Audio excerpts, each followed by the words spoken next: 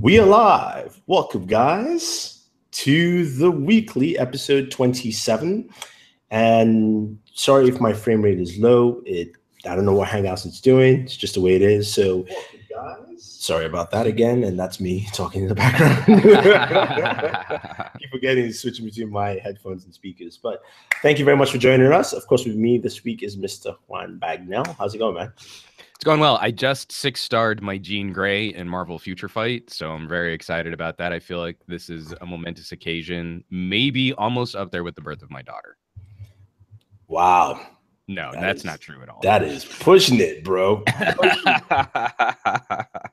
Yeah. I finished watching Defenders. Okay. I'm 3 episodes in, so no spoilers. Yes. Well, you can join me on Superhero Hype. Not Superhero Hype. That's actually a website. Superhero Hour. How come I always make mistakes calling my own show every week? That's a sign I need to change. That's hilarious. That's really funny. Superhero Hour around 5 or 6 p.m. today, most likely 6. And you can join me there. We'll talk more about that and other news and all the Star Wars spin-offs that have been announced and rumored. You know, we talked about it, when Disney decided to make its own channel, they were going to throw out a lot of stuff. And they have the resources and the IP to kind of blow up a whole bunch of content all at once. Yeah, definitely. But let's kick it this week. We don't have a uselessness unless there's anything you want to point out, or if you guys have something, please leave it in the chat. We'll try and discuss it this week. But we want to go back to an old story. This is, of course, pertaining to West Virginia versus Frontier.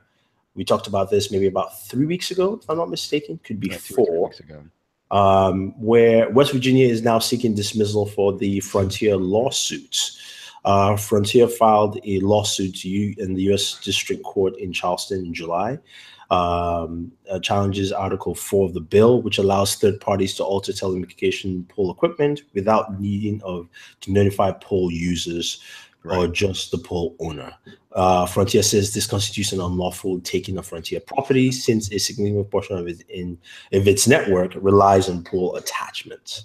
So that was their workaround. You think about it, right? That sounds sensible for Frontier, but that was their workaround in stopping competition coming into the state. Right. And right now, the state of West Virginia is challenging this. This doesn't actually talk more about Frontier and its financial troubles, which we talked about a week after, and also the fact that it might be bought up by, I think, Comcast, right? If I'm not mistaken. Well, I mean, that was one of the rumors. I don't know how much validity I would put on that merger just yet. Yeah. And I think a part of this is also just the press that Frontier is generating right now. Verizon might not want that baggage. True. And I think well, it all depends. I'm glad that at least West Virginia is making some push on this to try and get a dismissal and things like that. But the one thing I wanted to bring up was that clause on what the lawsuits Frontier is putting up. And if you look at it from that standpoint, it sounds like a very legitimate reason, because totally. There are only 20 states in the article that you shared, and this is again why this is what's so curious about this kind of utility policy, is that there are only something like 20 states that the states control the running of polls. Like, they control what goes on the poll, and that they don't have to notify people who use the pole that changes are coming to the pole. Yeah. And, for everything that has to happen on these utility poles, telephone lines, power lines, additional types of communications cabling, and then also state-run resources, it would make sense that a state would want control over that access, that a state signed away that access to a private entity for, public utilities. Now, in this day and age, we can see like that was probably a misstep. But so far as the law is written, this is again where I feel like Frontier telecommunications industry probably helped draft that legislation for their favor. And I don't really see where the state has much of a case for throwing this out as the law is currently written. And it doesn't look like they've got the political will or the political capital to change state law to go about doing this. So I think it's, you know, it's a great effort that they're going to try and get this stuff thrown out. But I find it very likely that a judge is going to look at this and say that the state can dismiss it. No, definitely. I mean, looking at the article here again, it says Frontier First Energy and American Electric Power own majority of the state utility poles. Proponents of the pole attachment section of the broadband bill says it will prevent delayed tactics of other pole occupiers and jumpstart broadband expansion in the state, and which is very true if you have a monopoly tied by a telecom company and a power company, and that's it. You know, so we'll see how this goes, but I just wanted to bring this up. I want to thank Derek because he shared this on Twitter and was like, hey, you guys talked about this a couple of weeks ago. Thank you very much, Derek. If you're watching or you're watching later, appreciate sending this over. On to the news topics. But before we jump into that, I actually want to kind of answer Terry Henderson. He says iPhone 8 will be over $1,000. Now, here's the funny thing. I thought we're on iPhone 7S. I didn't realize the 7S is also coming out this year. And well, that's what's been so confusing is there's been talk about an iPhone 8. We had rumors from suppliers that Apple was not going to be doing something with an iPhone 7. Then we switched gears and maybe the iPhone 8 will have a late launch, and then they scrambled to replace the earlier launch with an iPhone 7S. And so it looks now more likely like we might see a trio of devices arriving. Using the shell of the iPhone 7 was just good recycling, and it's a way to keep Apple's margins healthy, especially if we do see a slightly later push for the iPhone 8. I'll be surprised if the iPhone 8 is under $1,000. In fact, I wouldn't be surprised if there's an option for the iPhone 8 that takes it into like $1,500 territory. You see, that's the thing, though. I mean, because we do have all the mock-ups for the iPhone 8 supposedly out there, and if it looks like this device, and it looks like it's only going to be one size, because it's kind of like the Galaxy S8 in terms of sizing, that 5.7-inch type device. There's nothing that says this should be $1,000 or even close. But that's just it. Is that's where I agree and I disagree. It's one of those things we've been seeing price creep on telecommunications equipment in general, right? Consumer electronics, everything's been getting pricier. Last year, a mid-priced phone was somewhere around $400. Next year, I'm not going to be surprised if a mid-priced phone is somewhere around $600. Yeah. And part of this is these components are getting, we're seeing aggressive component improvement, right? Higher quality screens, faster chipsets, bigger storage. Places where they used to build in margin are now expected at the base model, where 64 gigabytes of built-in storage used to be an option. Now if it doesn't come with 64 GBs, then it's a cheap phone.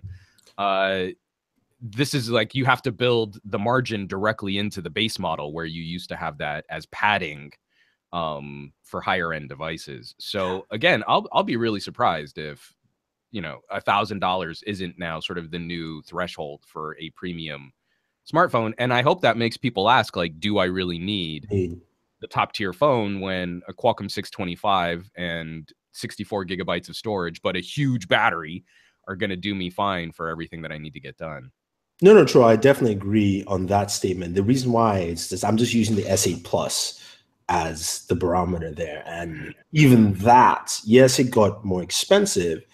It's a bigger phone and it's the same components. The only thing I would say that the iPhone 8 will have differently, of course, the A10 processor, we know that's Apple's processor line, but the camera sensors in front, which is similar to the Spectra camera sensor that Qualcomm just announced. That's it. But that's also not just it. I mean, look at every single component manufacturing and engineering change that comes from an iPhone 7 to the iPhone 8. And we know that Apple builds in, like, they won't make a product unless they can also attach a huge margin to it. Oh yeah, no, I'm just saying that in comparison to the, not the iPhone, I'm talking to the S8 Plus. It's Oh, also okay, S8 Plus. okay. I get you.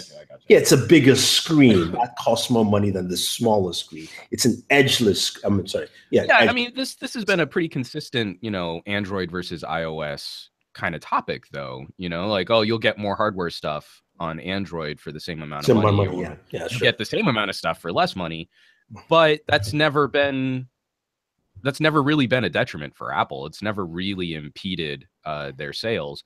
And so this only works to Apple's benefit when we see a Galaxy S8 Plus nearing the $1,000 price point.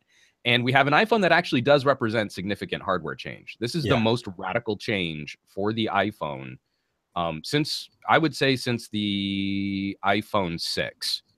You know, where we actually got the two different screen sizes, and we got, you know, the bigger displays.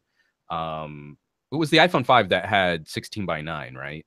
So we didn't change the screen aspect ratio. Anyway, we got two screens with the 6 and the 6. But we got two screens with the 6.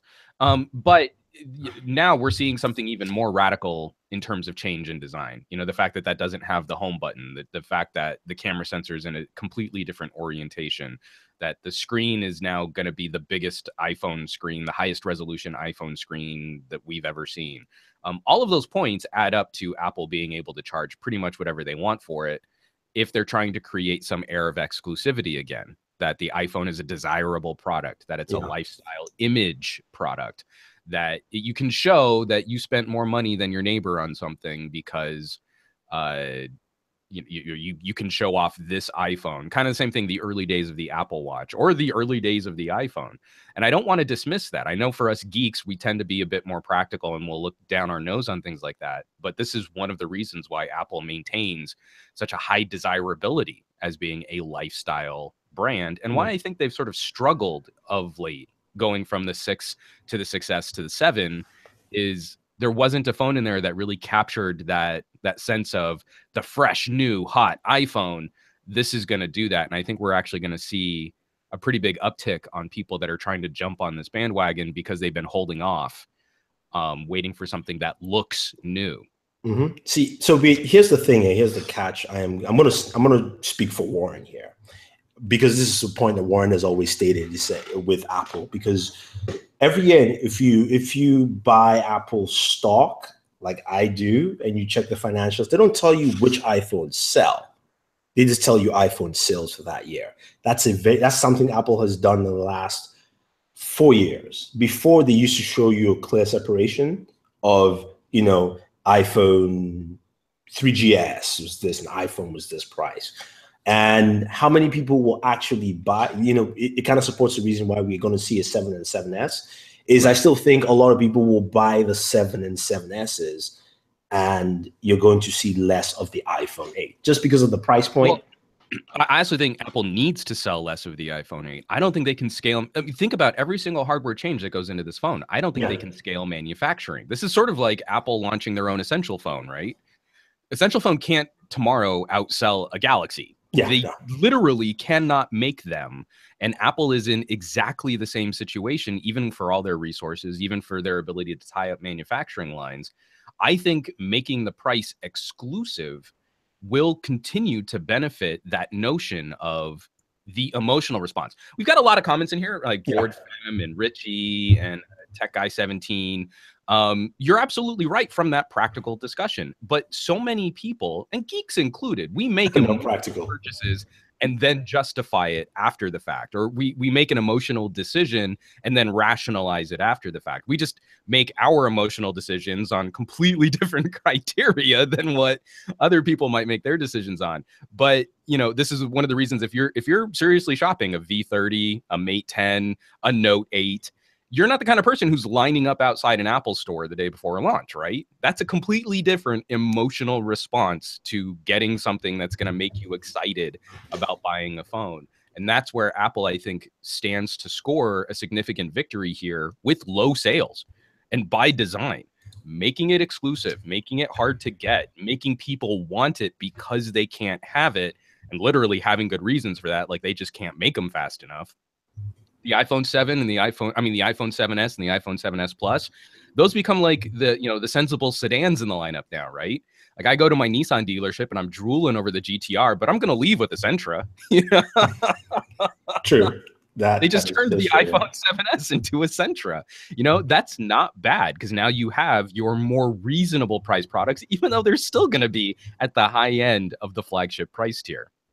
No, that's very true. I think those points are very valid when it comes to the iPhone 8, and we'll have to see how that does. And we'll also have to see what the marketing is for Apple, right? Yeah. How much of the Apple marketing is split between the iPhone 8 and the 7S, because it's one of those things where the rumor right now with the iPhone 8 is that it's got enhanced facial recognition, which is, to explain that to you, Qualcomm announced their tech, which will be coming to Android devices, and will be coming to, they didn't say what chipsets, but let's say the 835 and up. Let's just call it that. That might be the easiest way to explain it. And the facial recognition gives you better recognition of just depth sensing around the face, contours, molds, dimples, things like that recognize this is Thunder E, this is Juan, that kind of thing.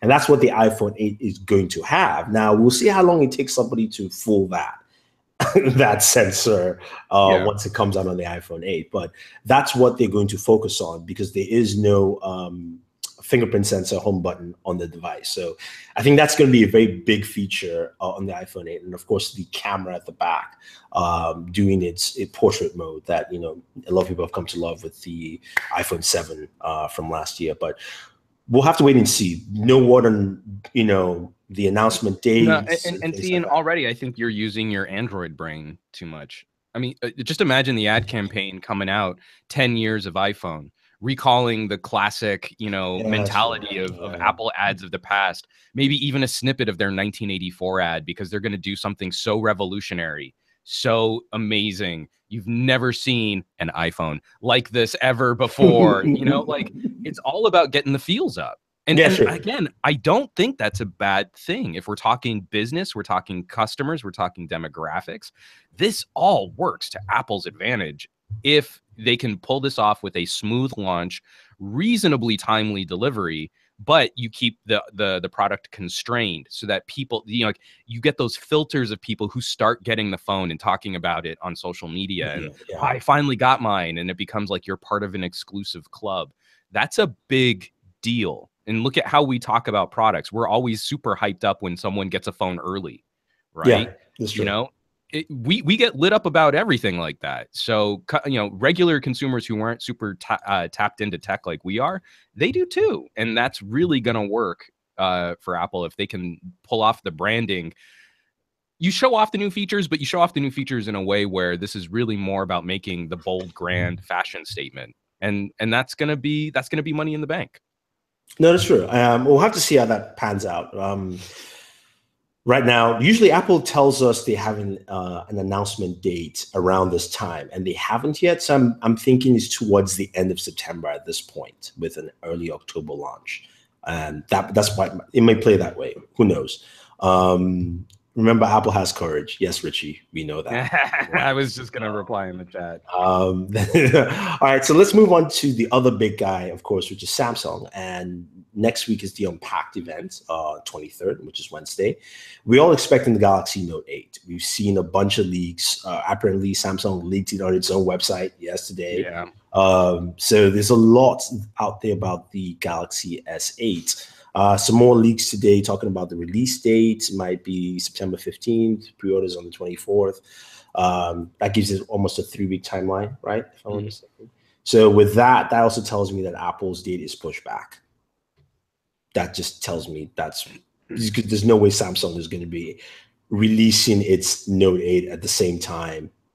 If this is true, by the way, as Apple, they never do that. So that kind of gives me an idea where Apple is with the release date. But the question is, what do you expect from the Note 8?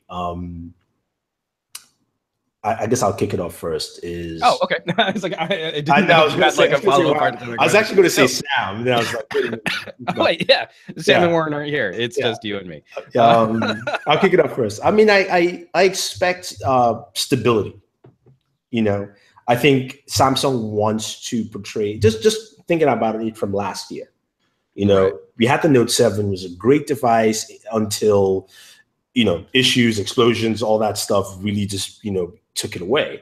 And I think Samsung, the main thing Samsung probably wants to show this year is that it's you've got a stable device this year. We've learned from our mistakes. We corrected all the issues.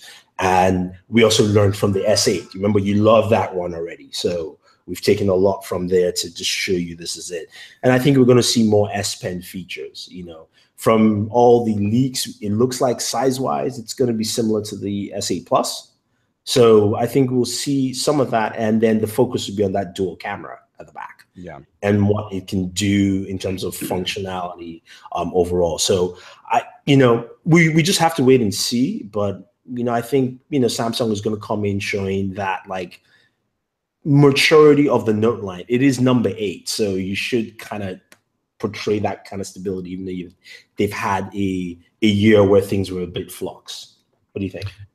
No, I completely agree. And I mean, let's not forget that we had a whole bunch of, you know, there were criticisms of the Galaxy S8. You know, the big change was that new screen aspect ratio and the new chipset, obviously, the Qualcomm Mate 35 or the new Exynos, depending on your region. But that a lot of that phone was still very much, you know, an S7, very similar camera performance, slightly better. Well, no, actually, no, there was better headphone performance for Qualcomm owners, slightly better headphone performance for Exynos owners. The Note needs to represent bigger change because they've gotten their timeline sort of swapped back. This to me feels like if Samsung can really move the Note like we did in the days of the Note 3, where if there was a new Vanguard feature, it went on the Note, and then the following S was the phone that caught up. Well, I mean, wouldn't that be the dual camera then at this point? That's what I mean. Is like I felt like that got switched around with the Note 5 and to a smaller degree the Note 7. The Note 7 introduced, you know, iris scanning, so that was great, but that wasn't really a feature that lit people up like hopefully an improved camera will. I'm a little disappointed to see that it's probably going to be a zoom camera. At least from what the rumors are pointing. That's my least favorite way of doing dual camera. I just don't think that the compromises of having a zoom sensor beat, you know, like a good wide angle or a good dual matched focal length sensor. So the thing that I think is going to be important, though, is what is the messaging going to be on the Note? Because so many people were buying the Note for the bigger screen that the productivity features of the Note now seem to occupy a specific niche. It's not how do I want to say that? It's not the big draw for multimedia for entertainment when you can go and get the S8 Plus. And you don't have any weird compromises like, oh, well, the S8 has micro USB instead of USB-C. It's pretty much reached parity at this point. So I think Samsung needs to get the messaging out there that this is an uncompromising productivity phone, that it's also kind of pretty, but that's not going to be the big draw. If you just want a big screen, you can go get the S8 Plus. That's a hard message, I think, to recommunicate with the baggage that the Note name carries now. I mean, yeah, true. You know, I think Samsung will still stress the productivity of the S Pen. You know, well, S Pen needs to be, right, because I mean, it's the biggest differentiating feature between it's S Pen and dual cam. Yeah. And there are going to be so many comments on our videos. I can see them already. Like, well, I don't need that, so I'm just going to get the S8 Plus. And you're like, okay. But that's why they have 2 lines of devices. Yeah, well, exactly. I mean, that's literally it. But tell me, like, we have reasonable comments where people make that kind of, no, it's I don't need it, so it's useless. I mean, so for instance, you have Sean here says just an S8 with an S Pen. I mean, you could point it out just because of the looks and stuff. I think you know, I think what it is that, like you said, Juan, the S8 is now the Note 8 has switched around to become the Vanguard this year because we're going to see the dual camera, which would be the hot feature point. Yeah. And I think it might continue to next year because we do know that Samsung is going to release a bendable device pretty soon. They might introduce other features in that. So maybe that's where the Note line takes a little bit more of that risk because we still know the S line is not going to vary that much. Most likely the S line next year will have, most likely, definitely will have the fingerprint sensor underneath the screen, because Qualcomm already says spring of next year it's coming out. You know, so that's will be the big thing. And there's no way Samsung is going to wait and put that on the Note. It makes no sense for them at that point. So, but we'll see. But it's part of that conversation though, where we like to say, well, it's just that with a this, you know, like it's just an S8 with an S Pen. S Pen's kind of a really big deal in terms of engineering. You have to completely, you know, carve out whole room for a silo. You have to put a digitizer under the screen, and you have to write an enormous amount of custom software to interact with fine point controls, fine touch controls, something Android's not very good at. If you've ever hooked a mouse up to an Android device, it's, you know, on its own, it's not super great. And over successive generations, I even went back to my Note 4 for our debate video, which I'll tease at the end of this podcast. Like, it works really well to get some pretty interesting things done. I mean, like I'm carving up video and it's so much nicer having that fine point control in editing, because like my finger doesn't block the time code as I'm scrubbing through my timeline. You know, stuff like that actually makes a really big difference. It's subtle, but it adds up. It snowballs into making a really big difference in how you interact with data and services. And the Note is still, I feel, one of the only phones that really does a good job of justifying why you should use both hands to use your phone. And that comes down to S Pen. Yeah, no, I definitely agree. And to, you know, going back to what Sean said is, and piggybacking of what you said is, the S Pen is not, I'll put it this way, the S Pen is better than the Apple Pen in my mind. The only thing better than that, the only thing that's better is the Surface Pen at this point, or anything from Wacom, who does all the artistry stuff. And you have to go to a proper computing environment to beat S Pen. Exactly. You know, and so it's a very big, and, you know, I wish Sam was here because Sam uses the S Pen religiously. Sam, you know, refused to give back his, you know, Note 7 until the very end, where he had no choice. And he went back to a Note 5. He could, you know, they said, you know, you could go to an S7 Plus. He was like, no, I need the S Pen because there's a lot of functionality there. You know how we all like to create GIFs or GIFs or however you want to call it. Right. The S Pen, it's the fastest way to do it. Literally is. It's just click, cut, send. Done. You know, you don't have to draw anything with your finger. So there's a lot of things you can do with it. I think it's not like, you know, to Juan's point, it's not just an S8 and an S Pen. It's, and even if you want to call it an S8, the custom software underneath that Samsung has done over the years, like you mentioned, right, and has done well for that. That's one part you have to give Samsung a lot of credit to. Totally. And that's also why I'm more excited by Samsung occupying a niche than their all-rounder phone. So I can pull up my S8 Plus, and I've got this handy little stylo pen, which is probably one of the best third-party styluses that you can buy. And it's still not nearly as good as the Note experience. I have fine point control, but I have no software that knows what to do with this. And I don't have palm rejection on the display. So I always have to hold it like really far away and not have part of my palm rest on the screen. So, you know, you cannot replicate the experience of a proper stylus interface with other applications or with other pieces of hardware. So that's kind of, you know, like the Note needs to occupy that niche. Also, my two favorite phones from Samsung have always been the Note and the Active, because they're targeting a specific consumer demographic. And I think every company is more successful when they have one idea that they're trying to get across. This phone is for this person. It's just come to pass that right now, you know, your all-rounder phone is usually good enough for most people. So they just go with the popularity of a Samsung or an iPhone. You know, like there are so many people that I think like you could probably be happier with a phone that was targeted to your specific needs, but it's just easier to go into a carrier store and be sold whatever most other people are buying. But you make a very good point with the all-rounder. If you think about it, the all-rounder helps build the niche, because the Active is built upon the S8. Oh, totally. And technically, like, basically the S8 subsidizes the creation of the Active. Exactly. Yeah, definitely does that. But anyway, before we talk about Samsung continually, let's move on to the other smartphone that we know is coming out is the V30.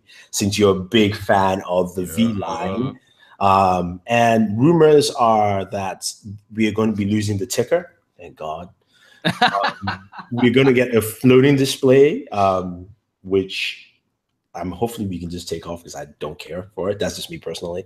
And we're getting facial recognition. So everybody's into that facial recognition game, which, well, facial recognition is fine. I don't know how they do it. Do they have that new tech from Qualcomm? I don't know. I haven't seen any rumors on that, so I don't know. Yeah. So we'll have to wait and see. But we have leaked images from EV Leaks, who is the master at doing these things. Right. And I'm going to share my screen. And I was going to say, what do you think about the images of just the device itself? How do you think, in terms of just its look? So, I don't know who I've mentioned or if it was on this podcast. The only thing that I'm a little concerned with is the curved glass. It's no more rugged, man. It looks like that. It's the rugged feel gone. Yeah, but I mean, like, again, one, it becomes... I think this becomes a little too Samsung adjacent. You're gonna hold this up next to, hey, there I am. Awesome. I just realized you hold this up to, like a Note or an S8 Plus, and I think people are gonna make some obvious comparisons, especially like the front, how the edges of the screen kind of taper and curve away. But more, I'm just worried about the durability. Like, I know the LG G6 is rated mil-10. Mil-spec 810G, but having a glass back device makes me a little more concerned about overall durability and water resistance. If you were that kind of person who really wanted to take it out into challenging environments, where I had less of a concern with my V20. And kind of the same thing, like pulling out the V20, I won't be sad to see the ticker display go. It was such a big phone, and we could have saved a little space for the convenience. I would have happily traded the convenience of having a few shortcuts docked at the top of my phone for a slightly smaller phone, or if they had used that for like a stereo speaker setup, which we're not going to get on the V30. Oh, I thought we were getting stereo. No, I don't think we are. I thought it was just going to be a mono speaker. Didn't we have stereo before? Not on a V series, no. Oh, really? Oh, okay. No, the Vs have always been bottom firing. Okay. It also looks like the software is getting an update too. From what the G6 was, I think they're taking some cues from Samsung, because I really like what Samsung did this year with TouchWiz. It feels much better than in the past, and using that phone for 3 months where my lag has not come in. The usual Samsung 3-month lag, where you're like, okay, it's beginning to slow down. I might need to factory reset this. I'm not sure yet. That feeling is not there. It's not there. So I don't know. I'm getting a little of it with my S8 Plus, but again, I have to use that phone as like all of our Samsung coverage. So every app that gets installed, every piece of junk, like it's not really indicative of normal consumer use, but mine is starting to struggle a little. It's like the S7 when you start noticing, like, I boot the phone up and it takes a good 20 seconds before I can properly input my passcode to decrypt. Yeah, it's those little hitches. You're like, see, that happened. It is starting to happen. That happened with my G6. That happened right away on my LG. But not my. I mean, I use the S8 Plus regularly, and that's why I do all my coverage on mostly. And I've had that with like 1 or 2 apps, and I noticed the apps, and I was like, go away, delete, uninstall. But the other thing I was going to ask you is with the V30 is, let's talk about what we always talk about with LG advertising. Because we know very well that we talked about Apple and how they will probably try and crush it with their advertising. We know Samsung will do the same thing, and LG comes in at a time where they have a device that there's a lot of buzz for. People are talking about the V30 in the sense where they're hoping, okay, this will push things along for LG better than what the G6 is, or at least build from there, because the G6 had to overcome what the G5 failed to do. Totally. So do we think LG is going to do anything with this at all in terms of we talked about this a little last week too. We know that there is another contract with Hit Record. So we know that the Joseph Gordon-Levitt online production service, that they've been running around with V30s. So I expect that we'll see another flashy, ritzy video of people doing dancey, fun, happy things with V30s. I just hope that those V30s actually make it into the commercial, because this has been a huge problem with LG marketing, is trying to create some sort of feel or lifestyle sense where you don't show anything about the phone. That needs to stop. They need to stop spending money on strategic partnerships for millennial engagement that don't feature their product. I just keep thinking, like, how much better the V20 ads would have been had you seen people in the ads shooting the content for the ads, like shot on a V20, shooting a V20. You know, that kind of stuff would have helped a lot, because no one knew what those commercials were about other than Joseph Gordon-Levitt's super cute and he's apparently a really good drummer. You know, like, that's not how you sell a phone. And it's the same problem they had with Jason Statham, you know, for the G5. So how about this? Here's a bunch of wacky, but you barely see the phone. You can't tell what's going on in this cacophony of absurdity. And that's going to be the name of my next book, The Cacophony of Absurdity. How about this? It's very simple. Since it's going to be hit record, right? You have 2 or 3 commercials. The first one with Joseph Gordon-Levitt. He's on set about to record people drumming, and they have a problem with the camera. And he's like, you know what? Forget it. We're still doing this. He gets a gimbal, he puts the V30 and records it. The next video is the audio, him listening to the audio off the quad DAC. Somehow you kind of mix it in there. And then the last video is one other feature that the V30 has. Lifestyle durability. Exactly. Done. Water and drum. 1, 2, 3, boom. Done. Please pay us money, LG. We solved your problems again. And I mean, like, and that's also a big part of the problem is I don't understand a multinational brand as big as LG being this afraid of buying advertising time on American television. You know, like the power of the TV commercial is obviously waning. No one thinks commercials are as effective as they used to be. But if you don't have billboards and traditional TV ads, you look like a second-rate player. You look like a cheaper brand. And they don't have this fear with appliances. They don't have this fear with TVs and other home electronics. Their ads are not as pervasive as Samsung's, but you see them. You see them more regularly. And for whatever reason, I don't understand a company that won't make at least one ad buy of or at least one TV cycle, one radio cycle, one billboard cycle. A cycle in TV is, I think, usually around 11 weeks.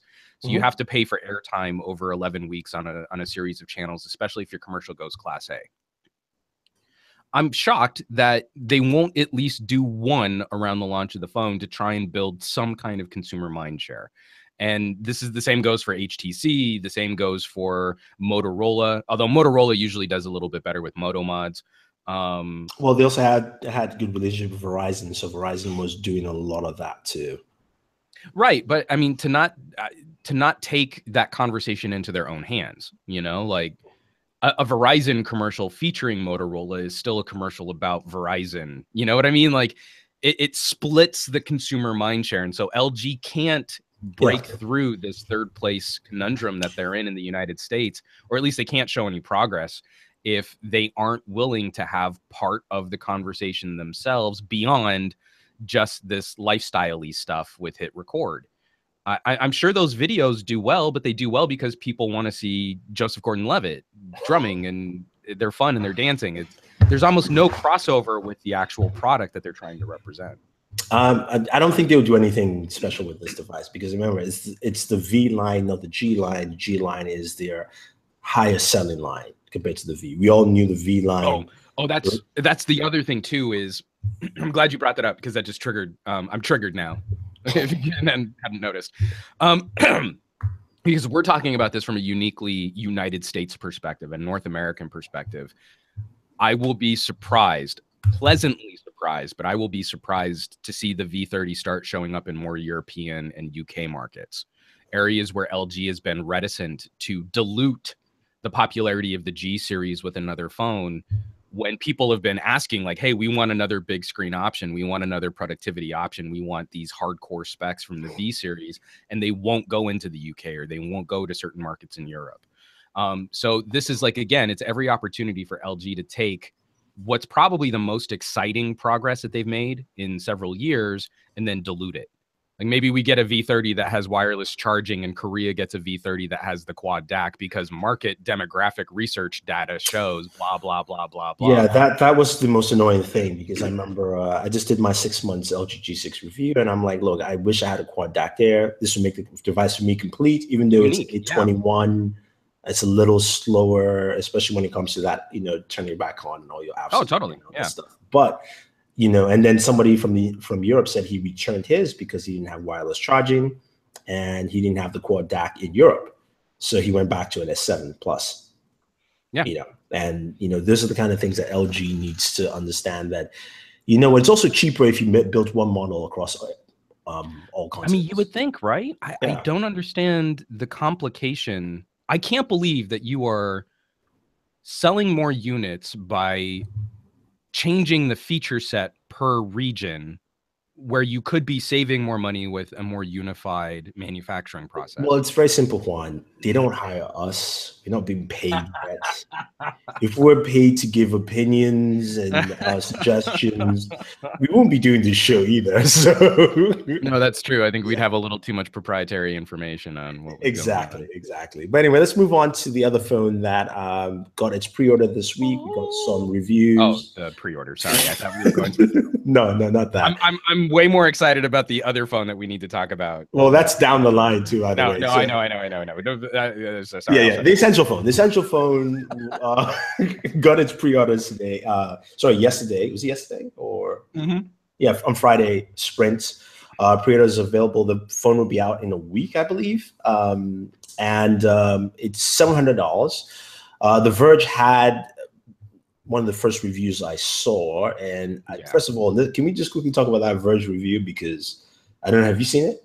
I didn't watch it. No, I'm trying to go radio silent on that until I might get my hands on one after the Samsung event.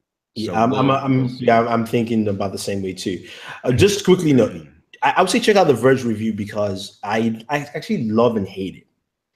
Because the review is the reason I say I love and hate it. The review is very high polished. He's in a suit, very reticence of almost like an infomercial, right? Yeah. Except when you listen to him, he actually states some really good points, which kind of is like the love-hate part of it. Right. So he talks about how there is no headphone jack, and he's like, "Yeah, everybody's doing this." He's like, "But I keep forgetting the dongle and the thing. So I'm sorry, this crap does not work." Right. So I like the fact he would point out certain things. He also pointed out something about Samsung with the fingerprint. He said the fingerprint sensor is in the center, and he's like, "Samsung, really, please, come on." I mean, those are the parts I liked, but then when you watch the review, it's so produced. It felt like Essential paid them, even though I'm sure they didn't. That was just an artistic style they wanted to go with. But talking about the phone itself, we've seen a lot of hands-on, some 72-hour looks at the phone and things like that. A lot of people just got it recently and not doing reviews, they're just showing their first impression, so to speak, of the device. And it's a little bit of a mix, is what I've seen from it, which doesn't say it's a bad phone or anything. I know The Verge mentioned that they got a camera update literally the day they were finishing up the review. So he actually had a segment where it was completely cut out. He was wearing like street clothes or whatever, and he talked about how the camera went from terrible to good. Right. Into software. And a lot of people have said kind of the mixed things. I don't know. What have you heard about the Essential phone, and what do you think it's going to do in this market, especially at its price point of $700? So I think the price point is on point. Again, we need to start shifting and climbing up the ladder what we expect a bargain to be and what we expect a flagship phone to sell for. And this is a boutique-y brand, right? They're a tiny little brand. So we shouldn't expect that they can really compete with low margins. This is one of the things that's a little disingenuous when we say like OnePlus is a tiny company. They're a tiny division of a humongous company. Essential is not the same beast, and they're trying to make what they think is going to be a premium flagship grade product. So this is their first outing. For anyone who might be considering this, I hate to say wait and see, because then once the buzz dies down, it's even less likely that someone's going to take a risk or take a gamble on a new player in this market. But this is one of those products where I kind of feel, to do the phone justice and to be fair to what the experience of using that phone is, the first week review is going to be terrible. I mean, the things like those camera updates, that's kind of key. And I don't think any company can really nail that out of the gate anymore. It's like your phone is now more an evolving discussion, it's not ever a finished product. By the time you're done using your phone, it is still not done. I mean, never true, except I disagree though. I thought every company does this though. No. I mean, think about it. Except on the camera aspect, the S7 camera out the gate was sweet. S7 camera out the gate was sweet, but S7 had bigger issues with audio playback. Remember, it was after the first update that we got improved audio performance on the headphone jack. And let's not forget that Samsung did need an update or two just to kind of clean up some of their they don't call it TouchWiz anymore, but some of their UI gremlins. I mean, the product got better after those first two patches. The camera is the most obvious one to point to, because I think companies like Motorola, HTC, OnePlus, especially the OnePlus 5, look at how much better the OnePlus 5 camera got for video after this. Okay. Something with the OnePlus 5, guys. Should I do, this is just a side question, should I do a review on it? Because I don't like that phone that much. And the camera is what pissed me off. Like mostly on that phone. I don't know about the rest of your viewers and people in the live chat, but I would say give it a shot now. Because the update didn't do a lot to address stills performance. I think we saw just subtle tweaks to JPEG processing. But the OnePlus 5 is now the only zoom sensor phone which incorporates electronic image stabilization on zoom video. Okay. It's the only one. The iPhone doesn't. Asus doesn't. I'm spacing on who else does a zoom camera. Now I can't think of any. I know there are others, but they don't. Okay, all right. Now, OnePlus 5 is the only one. And so I don't know that I've seen as significant an upgrade for one feature just through software as what I've seen. Okay, so right now it's just you and Richie that said I should check it out. That's two people. I'm saying good, but I'm saying, like, if the camera bugged you before, the camera got better. But this is kind of playing into the larger point. See, that was part of an evolving discussion. So many people, way more people, are going to find my initial camera review of the OnePlus 5 and see the terrible video performance. Far fewer people are going to see that we shot an addendum to that camera review. Yeah. And that it got way better. So this is a huge problem for the industry, that we're so primed for that first push, for that first release, getting consumers excited. It's just like a movie opening now, right? You can't count on the long tail sales. You need that big spike right at launch. That's how your company is going to be, declared successful, that they're willing to rush on things that do sour the user experience. I don't think it's going to be fair to any manufacturer, but especially someone boutique-y like Essential Phone, because they don't have the resources to nail it out of the gate. If Samsung or if LG or if HTC don't have the resources to nail it out of the gate, we need to give that phone just a little bit of soak time so that we can really see what it's like to use that device. And unfortunately, none of us have the time to give it. Well, I mean, the camera was a major part, but for some reason with the one, which is why you guys saw my initial impressions and unboxing, and after that, there was nothing in that phone that excited me. No. I mean, I think that's totally fair, especially because I had very harsh criticisms about the design of the phone, holding it after going to the R11 release. I mean, there are a lot of things that we can talk about with the OnePlus 5, which might sour the experience for individual consumers. But I still mean, in terms of just the overall and how we got into this conversation, talking about Essential, we're talking like performance is probably better now than when people got their first reviews out. No, right? sure. Yeah. That's an important part of the conversation, which we literally will not have the time to follow up on. Essential Phone is coming right on the heels of Note 8 and V30 and Mate 10 and Pixel 2 and iPhone 7s, iPhone 8. I'm not going to have the resources at Pocket now to dedicate continuing coverage on Essential Phone. Maybe we do the after the buzz 6 months later and we say, oh man, it got way better. By that point, people have already decided not to get the phone. Yeah, exactly. Definitely. I mean, definitely true on that point. But anyway, let's move on. Speaking of Pixel 2, word on the street, it's going to have the functionality that Sam, who's not here, totally hates. Squeezability. It's going to be squeezy phone. It's going to have... It's so dumb. Yeah, I don't know why even Google would want to throw this in. I don't see the reason for it. Now, Don't get me wrong. The squeeze functionality worked well. You can set, its sensitivity. Every time I try to use it, it worked. But I also went, why do I need to use it at the same time? And it's something where a gimmick like that, we're not in the era of gimmicks. Even Samsung, which, remember, all the features that the Galaxy devices we used to call gimmicks are available still on Galaxy devices. Yeah. But they're not focused on. Samsung says it's there, it's off, you can turn it on. And that's it. But it's not like it's on and it's a main feature. So I don't know why Pixel 2 decided to go with it. Any thoughts? Because I'm just kind of like stunned. I think it's a differentiator, but I don't think it's a good one. And I think that's it. I think HTC probably pitched it as an idea to Google people as a way to do something different, have some different kind of control. Our phones aren't selling super hot, so you can also use this kind of, we can license out this kind of hardware interaction. And I just think gestures don't make that big a deal. I think the company that's probably done the best has been Motorola, to be fair.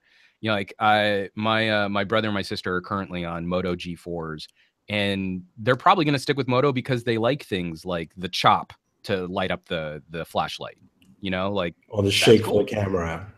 Or the wrist flip for the camera app. Yeah. Things like that. Okay, I get that. But for the squeeze function, it's another type of gesture interaction that if you own the phone and maybe you get used to it, then you'll gravitate towards it.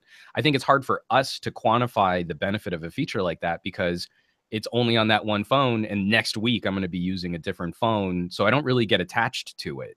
Yeah. And when I really look at what I'll talk about this a little bit more too at the end of this podcast for when we're pitching what content we've got.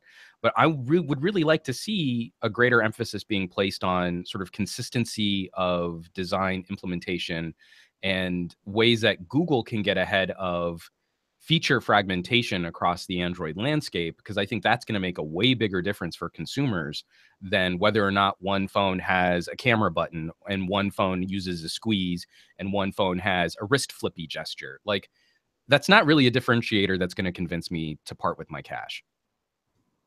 Yeah, no, I agree. That's true. I think, to me, the Pixel 2 is something where Google needs to show me what Google Voice 2.0 or 3.0, whatever number they call it, is.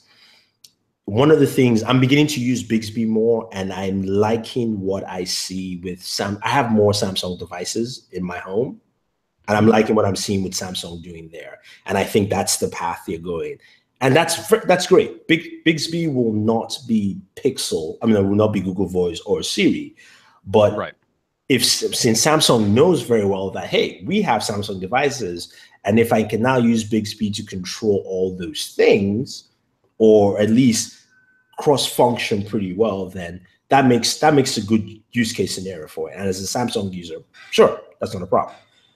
Google needs to show me, because Google Voice has really grown over the last couple of years, and especially even last year internally, and with Google Home and things like that. So I would love to see how that expands on the Pixel 2, because Pixel software is stock Android, or Some people say it's not stock Android. It's but not. I mean, it's not AOSP. it's Google's version of what they think Android should look like. Should be, yeah. But anyway, since it's Google, it's stock Android. This is called what it is. So because it's that, there's nothing. They don't throw anything that's sexy on top. There's no overlays or extra software features that make it, different like Samsung does or LG or all these other companies. But Google Voice is the main thing. That's where they can show me at least these are the new things that Google Voice does, especially with our devices. That takes it to the next level. I like to see that than some hand squeezing functionality that give me cramps or something. So that's bad. Well, I'll go ahead and just tease it now. We had for the Pocket Now Weekly this week, we had a representative from AARP come on. And I was expecting a lot of I've fallen and I can't get up. Old people need, big buttons kinds of conversations. And his big talking point was better design for everyone, better design for people who need accessibility features, better design for senior citizens will make for better phones for everybody. And one of the reasons why he's so tied into the iOS ecosystem is consistency, and that it's you tend to not have the boat rocked on you, but there's a simplicity to that design which makes a lot of sense for a certain demographic of consumers. This is one of those things that as we start getting into voice assistants, we people who have sight issues, if you're seeing impaired to some degree, enhanced voice control is something that would be a huge boon. As we see these little baby steps, dipping the toe in the water of Alexa and Bixby and HTC Assistant and Google Assistant, all of these benefit everybody, and they're new ways to interact with devices. Squeezy gesture doesn't really change anything. Squeezy gesture is basically, I didn't want to build a button and I wanted to spend more money making the phone to not have an extra button on the side. So I'm not particularly impressed with that solution. Yeah, no, I definitely agree. Moving on, this is now the Huawei centric corner. Kirin 970 specs appeared in video. It looks like we got a screenshot of what the Kirin 970 would be. It's an octa-core processor, 64-bit ARM architecture. 4 cores are the Cortex-A73, clocked at 2.8, while the other 4 cores are the Cortex-A53, but their frequency is not known. It's called DDR4, LPDD, DDR4 RAM, maximum frequency of 1866. That's not bad in terms of frequency. While the GPU is the MIL G72 MPA GPU. LTE Cat modem 12 protocol, still behind Qualcomm's 16. I think. Yeah, we shouldn't be too surprised there. Yeah, 16, and actually Qualcomm is going to be launching their 21, which is basically for 5G. I think it's their next chipset, if I'm not mistaken. I'm guessing. I don't know. I'm just in terms of rumors I've heard. Don't take me official. But this chipset is set to appear in the Mate 10, and knowing the way Huawei's been launching the Mate series, looks like around probably December in China, but CES is where we're going to get our first good big look at the Mate devices, which is where we usually get it most of the time. So I know you were excited. You popped up a Mate 9 earlier, so I might as well jump in and lay all your fun thoughts about what you think about the 970 and the Mate 10. I just I don't know. Again, this is a company where 3 years ago they were mockable, not on my radar at all. And now they're making some of, I feel, the most exciting progress in the exciting devices. I'm totally not surprised to see that they've sort of scratched and clawed their way up to third place in overall worldwide sales, because they are delivering some really interesting differences across the different Asian manufacturers, especially the different Chinese manufacturers. And just the Mate 9 was an incredible entry at the end of last year. So we're expecting to see what I think invites just went out for the Germany launch after IFA of what, the Mate 9 for the Mate 10. And so we should see, I think, an Asian and European release earlier than the United States. The United States will probably, like you were saying, will probably get it. Well, Mate 10 will be already launched in IFA, right? That I don't know. Or is it, so the invites, was it before for IFA or after IFA? I thought the invites were after IFA. I haven't really checked. Invites. Mate 10 event October 16. Okay, after IFA then. So yeah, we'll see it after IFA, but they did the same thing with the Mate 9. The Mate 9 was a completely separate event. Also in Germany. Again, I just think that's kind of surprising. Sorry. Kieran, but it's actually good though. You know why? I mean, it's not going to be stuck in the shuffle of IFA. The only other competition is Pixel in October. So as long as you space it out, you're good. Well, they get their own little window, yeah. And I think they have the clout to pull it off now. Like I said, with Kirin 960, we had Qualcomm 835 processing power at the end of last year. You know, if you had waited and for a Galaxy S8, you would have gotten a phone that caught up to the Mate 9. That's kind of incredible. So while they are a little bit behind in terms of like radio support, radio management, other chipset stuff, a Kirin 970, even if it's only marginally more powerful than the 960, but with the die shrink getting down to a 10 nanometer process, that's going to be a pretty big deal. Again, for competition actually helping in this market, that they're no longer under Qualcomm's thumb. That's impressive. All on its own. That's an impressive techie geeky thing to talk about all by itself. The rest of it looks like the Mate is going to be on point. You know, it's going to have the new aspect ratio screen we all need. I'm hoping it'll have a refreshed, you know, next generation Leica influenced camera design. And it, you know, even if it doesn't even really need this stuff, if they can kind of keep some of that pressure on, then I think we'll be in store for a really exciting device. This is one of the phones I'm most looking forward to. There are very few things about my Mate 9 that I feel need to be addressed or fixed or improved. And if they can touch just a few of those things and get a Mate 10 out the door with a couple exciting new Vanguard features and that hot new chipset, then this will be another step in the right direction for Huawei and a big win. Yeah, no, I definitely agree. I think Huawei is really stepping up their game.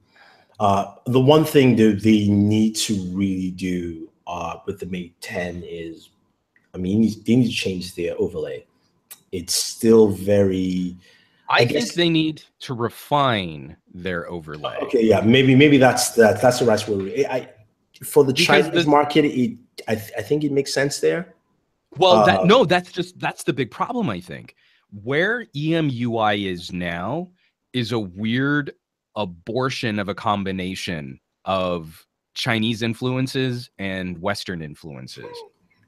I mean, like, I don't think it really serves the Chinese market because right now the Chinese market seems to really appreciate the more iOS style. Homepages are your app drawer.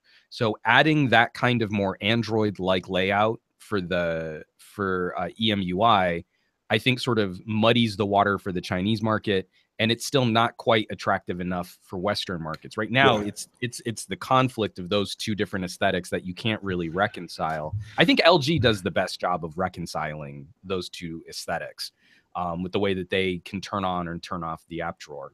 I think EMUI just needs some refinement, but this is, I mean, like, the reason why I'm still positive on EMUI is it's not just a skin. It's like Samsung and TouchWiz. I mean, there's a ton of custom software underneath that interacts with specific hardware components. And I'm willing to give Huawei, I'm willing to take them at their word that things like garbage collection and efficiency are being addressed because of EMUI. Because the Mate has been one of the best phones for me in terms of aging. Like, I still literally use my Mate every day, mostly as a gaming platform now. But this phone hasn't missed a trick. Like, it still boots stupid fast. It still launches apps extremely quickly. This is like, it has not slowed down like my LGs have. It has not slowed down like my Samsungs have. So if EMUI is the credit for that, I can deal with an out-of-the-box skin which looks terrible and theme it a little bit on my own and have way better performance. But for the next generation of devices, like, they should have addressed this with the P, and I don't think they did a very good job of addressing it with the P. Yeah. They do need to just refine the aesthetic, but the underpinnings, the fundamentals of the Huawei economy are strong, are sound. They still need to address the look of what people are greeted with when they fire up the phone. True, definitely. I definitely agree with you there. Just going back to a couple of questions and statements. Sean says, Edge Sense ain't a gimmick. It's a good feature, but it's subjective. It's a gimmick that is good and very subjective. That's how I'll put it. It works well. That's why I said, but I think for the basic user, because one of the things that I remember when I went to the event and they showcased, they talked about, when if you're snowboarding and you're wearing gloves in the winter, you can squeeze and take the camera. I'm like, yeah, that's cool. True. That's pretty cool. But, But what I could also do with gloves is hit a dedicated camera shutter button. Yeah, exactly. So, those are the kind of things that, again, you just have to see them fix and walk through. Our final topic, or at least statement, not really a topic, is the Xbox One X launch details coming up this weekend, Sunday. Microsoft will be announcing that, and Microsoft is suggesting there is a Project Scorpio limited edition bundle, which will have the name Project Scorpio on there, on the controller and the Xbox. And I am going to sound like Warren here for a second and say we are going to be screwed getting that, because that's probably the one I'm going to get to, because they always do this. It's always limited. So with the original Xbox, there was a limited edition.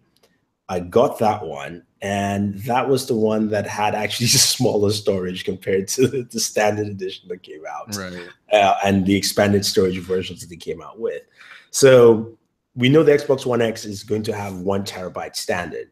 Now, if this limited edition came with 2 terabytes or 3, something like that, I'd be like, okay, cool. At least there's something extra, not you just writing Project Scorpio on the controller. I mean, come on. Give me something else. I'm excited to see what Microsoft does, because one of the things that I'm excited about is a lot of the details. So a lot of people have been complaining, and some people have been saying, well, it's similar to the PlayStation 4 Pro because games are running at the same. And we found out now that developers are just copying Xbox One X games because they're building it off the PS4. And the PS4 is doing upscaled 4K at 30 frames. So they just kept the Xbox Ones at the same level. So at least to me, it shows that Microsoft has built something that is more capable, and at least on the future-proofing side, you could say there's more longevity there, because now there's rumblings and rumors of a PlayStation 5, literally for 2019. And I'm like, oh my God, man. Oh, I mean, and this is also sort of the tech and feature creep, which is happening to consoles. When we move from the PS3 to the PS4, that generational shift, I had very real concerns about the health of the console industry, because shifting is delicate, and families have a limited amount of entertainment dollars that they can throw at things like phones and tablets and laptops and computers and living room console computers and entertainment devices. And we're all being sort of additionally squeezed by, subscription services and things like that. Too many hardware differentiators is not going to be good for the console industry. So if people are still on a PS4, and then there was the update to the PS4 Pro, which I think is a stupid name for an entertainment device, calling it a professional grade console. And then we flip it and we have a PS5. If we're talking a 3-year timeline on those 3 consoles, that's not good for a market. So I like that at least Microsoft kind of held off a little on not trying to match or trying to reach parity. Nintendo's solution might actually prove to be the smarter play in blurring the lines between home console and portable device. Yeah. Like over the long term, I now only had to buy one thing. I didn't have to buy a Wii and a DS. I just have this one thing. that's maybe a wiser way to address this market. No, it's very true. I think you have a very good point where, with the Switch, you do have that portability and plug at home and play, and you get that very simple, price accessible dynamic. Yeah. Microsoft has one other benefit on their hand, just hearing from what developers peg the system. A couple of developers have said it's like you having a Ryzen 5 and a GTX 1070. If that is the case, that says, okay, we've built a system that will last us for a good amount of time. We'll get to a point where we're going to have to stretch it, but with 12 gigs of DDR5 RAM, I'm thinking, okay, yeah, that's pretty good. And you're right with that PlayStation. PlayStation has the ability, because they're the market leader, and they can fudge that line with their hardcore. PlayStation fans are I wouldn't say the Apple fans. They've kind of become the Apple fans in the console network. It used to be Nintendo fans until Nintendo kind of went away from its core audience, and the Wii changed that completely. Nintendo went for a bigger pie. It's like everyone can play a video game type of approach. And I think PlayStation fans are really that Apple style fan base where they will buy the PS5. They will get the next one, but this market has now become one where the console market, there was always this talk of the console market killing away the PC market.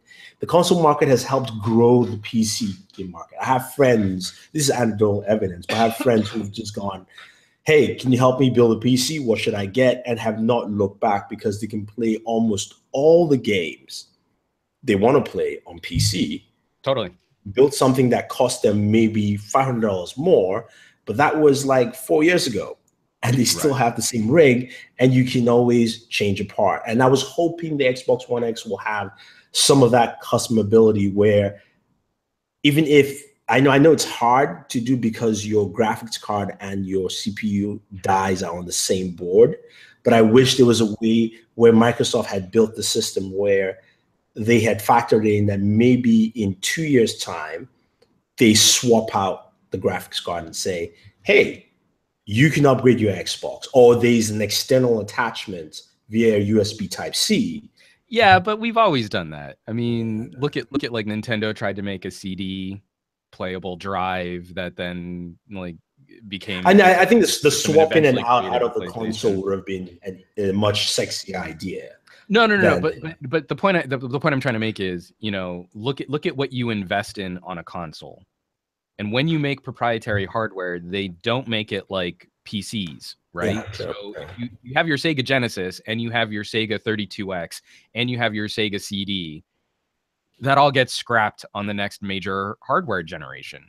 It's not like those pieces move around. It's not like, I'm gonna upgrade to Threadripper hopefully before the end of the year, but I might not switch my graphics card at the same time.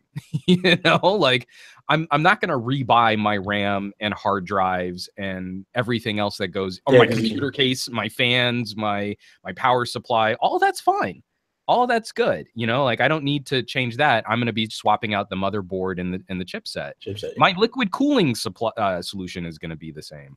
So I know I'm not comparing apples to apples here, but this is the thing that is going to get really dangerous in the console territory with how quickly hardware can cycle. And I don't think consumers have the stomach for that kind of upgrade path. Either having to buy whole new consoles, or, man, I invested in this plug-in and this USB-C dock and this external graphics card, but I still have to change it all when something new comes around. Wouldn't it be cool if company had a docking solution for a smartphone, and that was your gaming system? I mean, yeah, it had like a GTX 1060 or something in the dock, and once you put it in, dude, we're getting close. I completely agree. Yeah. Then this is all you ever need, and a controller at home. Sure, you can have that input device, but you want a game, you dock it, or even a tablet. Whatever it is, one of those two.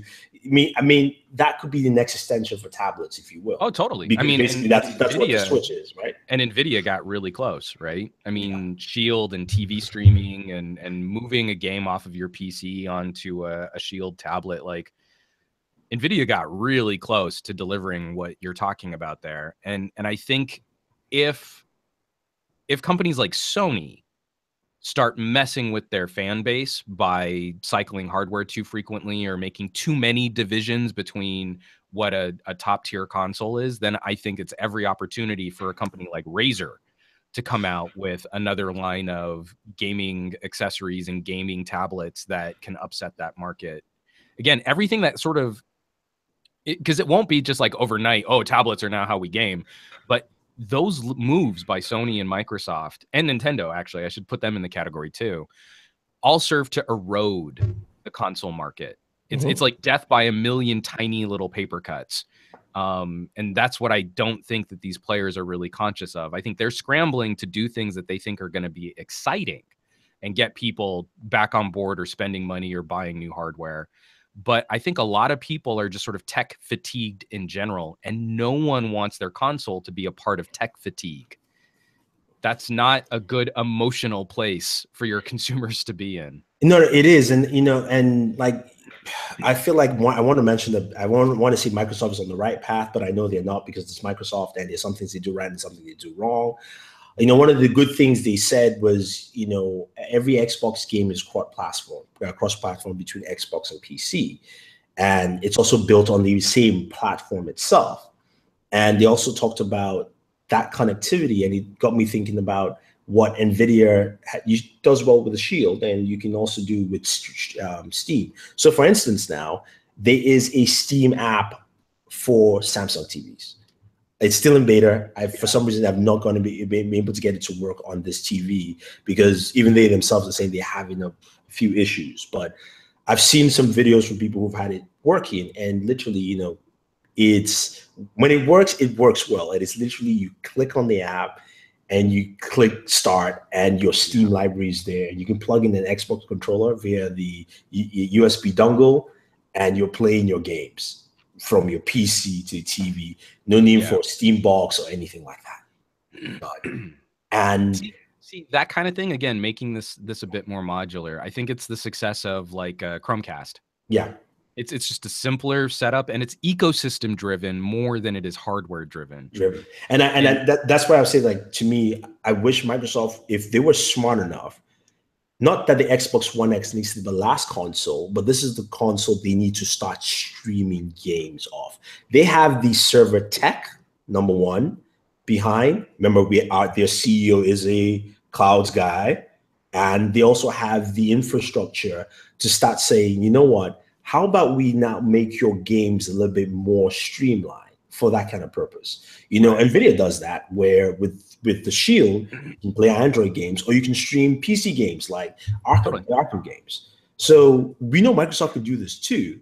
And I think Microsoft can, fall back on some of its library of games and say, let's try and push that, because the hardware race is becoming, like I said, it's death by a thousand cuts. And, if we're going to now push, say, even a Surface phone, because those rumors are still out there, and Surface, I think, things like that. I think the last bit of momentum, which might be difficult for these companies to overcome, is the retail factor. Yeah. Like there's that notion of going to a store to buy a piece of hardware or a shiny spinning disc. And there's still a significant amount of clout when companies like Target and Walmart build dedicated aisles to your products. I think there is still some resistance to overcome there. I agree with you. I think it's where it's where they need to go. And it's why Steam is still my preferred game procurement system of choice. So we finally did upgrade to a PS4, and without not realizing that all of my PlayStation games were basically now gone. Yeah. See, that is Sony for you. It's the worst thing. At least all I want to do is fire up my PS4 and play some Rocket Knight or some what's the zombie game that I used to? It's like not Dead Rising, like Dead Nation or something like that. It's a little arcade style shooter, dual stick. And you're like, holy crap! Those are some of my favorite, just like mindless, I want to burn a half-hour games, and now they're gone. Like, you know what's worst about PlayStation?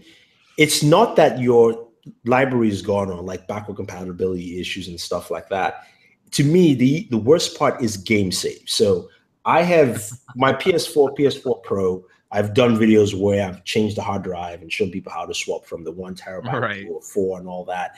I keep forgetting each time because I wipe it out that I actually have to download my save files to USB and re-upload it, because on the Xbox, everything's on the cloud. Like I can wipe that out tomorrow. I don't care. And it just says, oh, here's your Xbox Live account.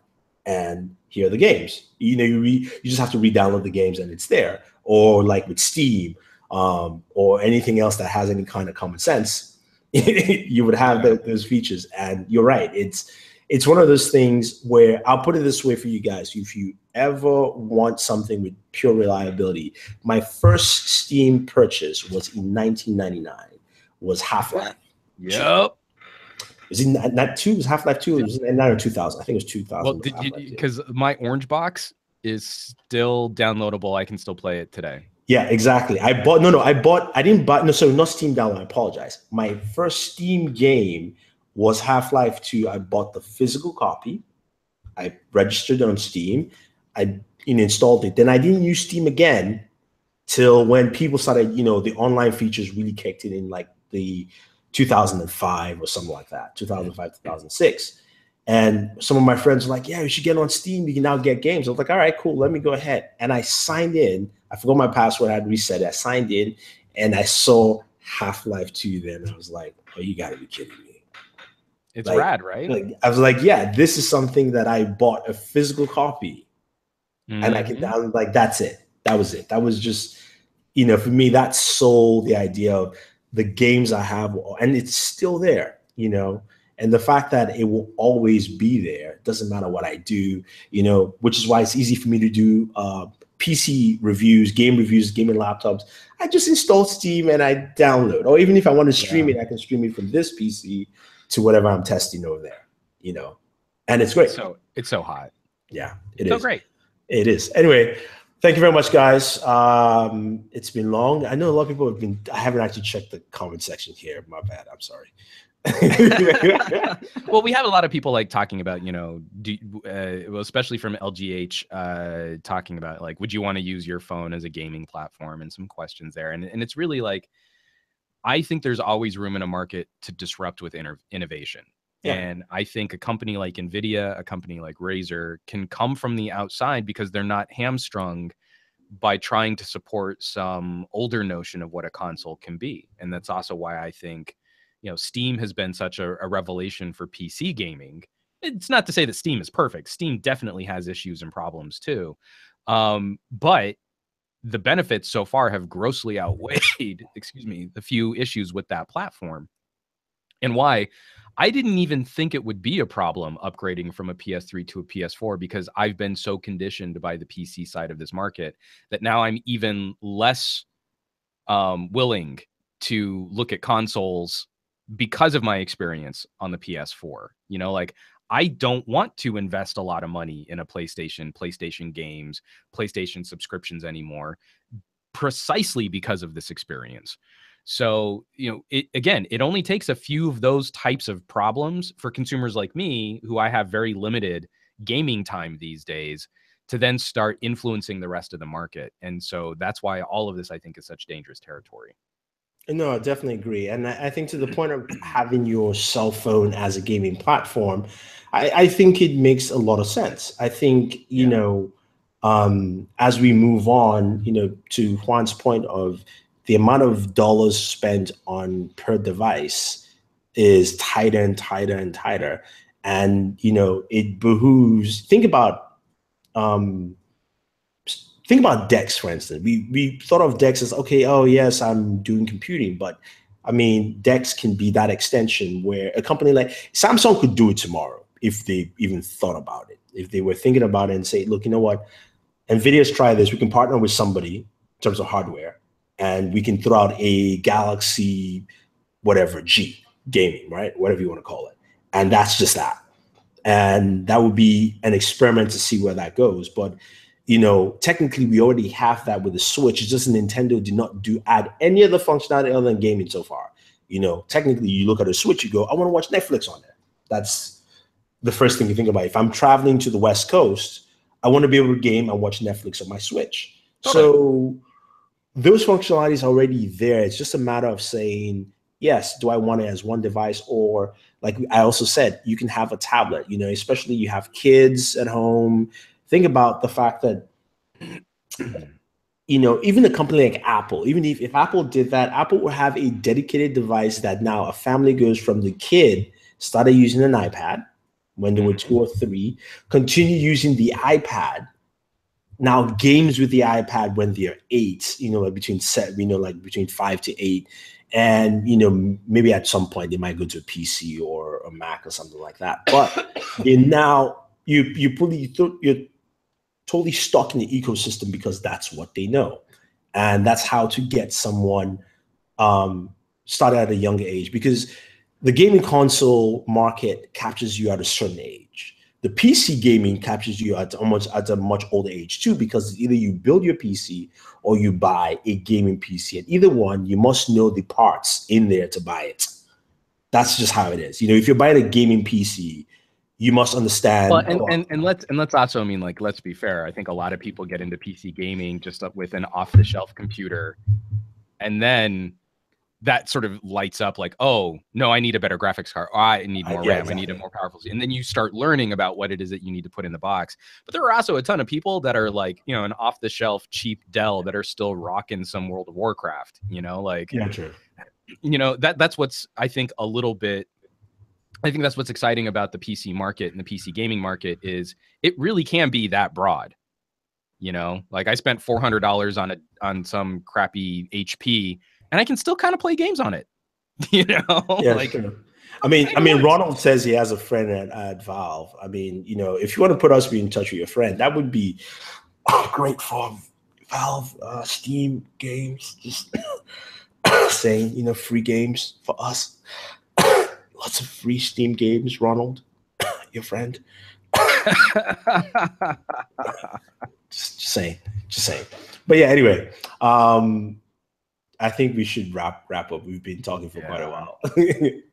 I want to thank everyone for chiming in as always in the chat. It's been a fun show. This was a lot of mobile stuff, except Xbox at the end. But we get to the point of the show where we tell you what we have currently on the channel and what you can expect next week. So, Mr. Juan Bagnell, we will start off with you since you're the only other person here. By default, I like winning by default because then I have to put in way less effort.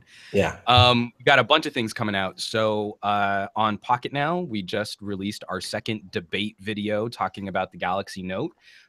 So that's an exciting sort of confrontation of ideas as to whether or not the Note still represents productivity. So definitely go check that out and cast your vote so we can see who was more persuasive in that. What side are you on? So the premise is the Galaxy Note is not a productivity phone, and I am attacking that premise. I am against that premise. And right now, I think Jaime's winning just because Jaime's more popular on the channel. But he also cheats in the debate, and I want to see how he cheats, especially during my rebuttal. Wow. But it's a proper debate. So you should definitely check it out. One of the more controversial videos we've put out. Wow. He's calling out Jaime. So basically, Juan Bagnell here is saying everyone should please go vote for him. No, he does not cheat. He stands by the rules. I stand by the rules of debate, but I also see a bunch of comments on the video. It's like, well, I think this, but I like Jaime, so I'm voting for Jaime. And you're like, well, that's not how debates work, man.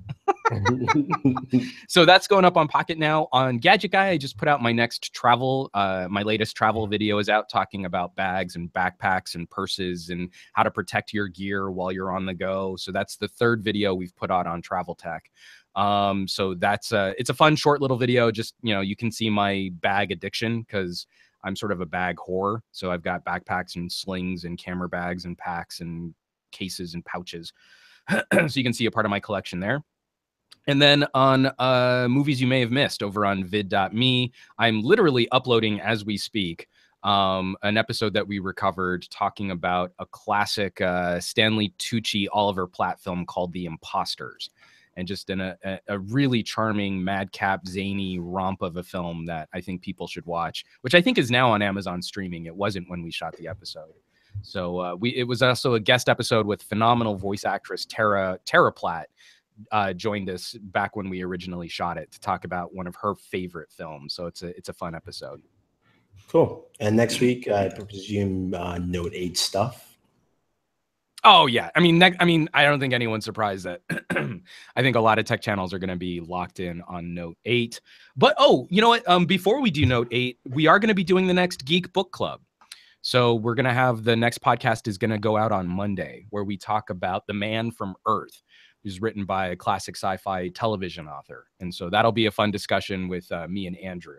So you'll definitely want to check that out too. Cool. Speaking of backpacks and stuff like that, we've got a couple of backpacks which we covered. We covered the best camping backpack, is what I called it. Oh, nice. It's tech-centric. It's got solar panel. It's got 16,000 milliamp built-in battery. Well, it's a well-designed backpack. Definitely check that out if you'd love to go camping. It's going through its Kickstarter. I think it's almost got its funding for it. It's from Ghost Tech. But definitely check that out. Also have our back to school kit, which also has another backpack, which has a solar panel. So again, solar panel rage is in there. Mm-hmm. We've got our LG G6 6 months video talking about our use in the last 6 months, what we think about it, where it stands, all that fun stuff. And we also did our iPhone 8. We call it iPhone 8 versus Galaxy S8. Not really the proper devices. It's the iPhone 8 dummy that you see here versus the S8, just in terms of hardware, looks, and we cover all the colors. So right now it's literally 3 colors for the iPhone 8 here. I like the silver one the best, I think, personally. That copper gold is, I don't know what that is. I mean, I really don't understand that. So, but that's up on the channel, and we also we do our Game of Thrones recap show. So episode 5 is up. Episode 6 will be up tomorrow at 10:15 p.m. Join us then. I know it's leaked, and HBO has the worst security now in terms of. Yeah, I mean, it got ugly. Yeah, in terms of keeping this stuff out there. I know a few people have watched the episode. If Lou Rod is in chat, do not spoil it, since you are now the 3-eyed raven and you know everything. So just don't say anything in there. But join us, because it's going to be a fun recap, because episode 6 is now the new episode 8, I think. Episode 7. Sorry. Who can keep track? Wherever Game of the last second to the last episode of Game of Thrones, whenever something big happens. So this episode is something big happens. So join us then. And in terms of next week, we're going to the Unpacked event, so it's going to be all Note 8 stuff. We will have a few things early in the week. I'm doing a video on Amazon phones. We're covering the G4, G4 Plus, the Alcatel A50, A30, and the Nokia 6. Kind of just looking at it from the perspective of getting devices of Amazon and what you get with that, the kind of range of devices in there. Cool. So that hopefully will drop sometime Monday or Tuesday, because I can't drop it after. So that's going to be up on the channel. And then later on today at 6 p.m., we're doing our Superhero Hour. Yes, I remember the name of my show. We'll be covering a lot of the news, covering the Defenders, doing our review of Defenders. It's 8 episodes. And also all these Star Wars news with a confirmed Obi-Wan Kenobi movie, supposed Yoda movie, supposed Boba Fett movie, and Jabba the Hutt movie too. So it's going to be a lot of stuff to talk about. So join us then on the channel at around 6 p.m. Thank you very much, everyone. It was been fun. Thanks again, Juan. I will see you in New York next week. So yeah, I'm looking forward to it. Yeah, we should not just, last time I quickly saw you, we need to plan, I think. What day are you coming in? Do you know? Yeah. I'm landing kind of late on the 22nd. Okay. And then I'm kind of right back out again on the 24th. but maybe we could grab some pizza or something that Tuesday. Yeah, I mean, Tuesday, everyone's going to be here. I know Board Fem's coming in too, and Warren, so we might as right well on. just, we'll all do something. We might, you might do a 360 camera video with that too. That would be fun. Oh, that could be kind of cool. Yeah, I'll make sure to pack. I mean, I'll bring my 360 camera. I will just live stream because I'm not editing anything. Anyway, guys, it's not that bad. It's pretty bad. It's really bad. Definitely check out Mr. Juan Magnell on YouTube. He's part of the Pocket Now network. He's got videos on Pocket Now. His personal channel is Some Gadget Guy. You can check him out there on Some Gadget Guy. Follow him on Twitter, Instagram, Facebook. It is all Some Gadget Guy on the web, or you can search for that. You will find him.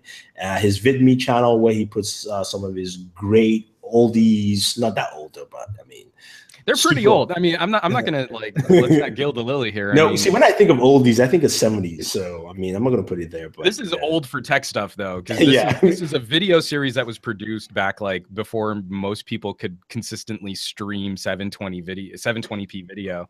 So it's an old podcast, but we did it for 3 years, and we have this backlog of episodes that we were never allowed to put up on YouTube. So it's kind of exciting to resurrect it. Yeah, so check him out there. It is Juan Bagnell. You can find him there. And myself, it is Bored at Work on everything from YouTube, Twitter, Instagram, Facebook, you name it, you'll find me there. And this is probably our longest episode of the year. And it was just 2 of us. Good times. We don't need those other guys. We're pretty rad, Exactly. So anyway, guys, thank you very much. Join us next week, and always enjoy your entertainment. Well, stop somewhere. No. Here. Okay.